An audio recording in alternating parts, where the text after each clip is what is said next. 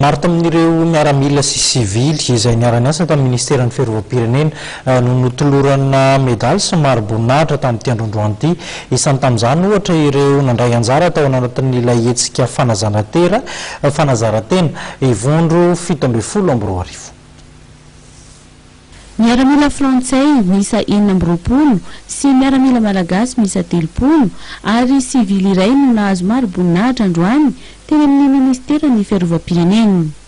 Ho an'ny teo anivon'ny fiara-miasa frantsay kosa dia 4 no nahazo ny maro boninahitra: Chevalier de l'Ordre national malagasy, 4 officiers de l'Ordre de mérite de Madagascar ary 20 Chevalier de l'Ordre de mérite de Madagascar. Tamin'ireo malagasy nomena medaly kosa dia 10 ireo nahazo medaly volamena, 20 volafotsy ary 3 alimo. Niara-niasa tamin'ny ministeran'ny fiarovam-pirenena nandritra ny toam-piasana 20 sy 20 ary nanao ezaka vita teo anivon'ny tafika malagasy sy frantsay. Anisan'izany ny hetsika fanazaran-tena Ivondro 720 sy 20 sy fampitaovana ara-tafika, fanofanana ary fampizarana traikefa samihafa.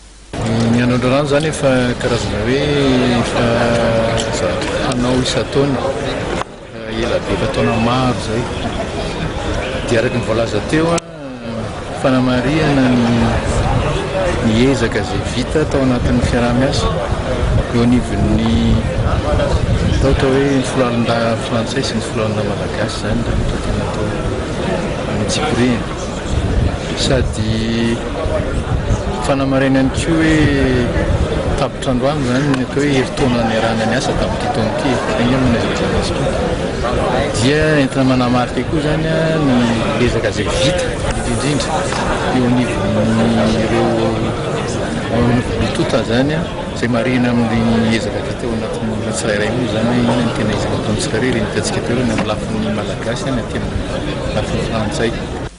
Taorino ny fazana ireo maro boninahitra sy medaly dia nisy ny fanolorana tamin'ny fomba ofisialy ireo fitaovana fitsaboana ho fampitaovana ny sampandraharaha fitsaboana eto amin'ny ministeran'ny fiarovam-pirenena na ny DSSM, Direction centrale des services de santé militaire.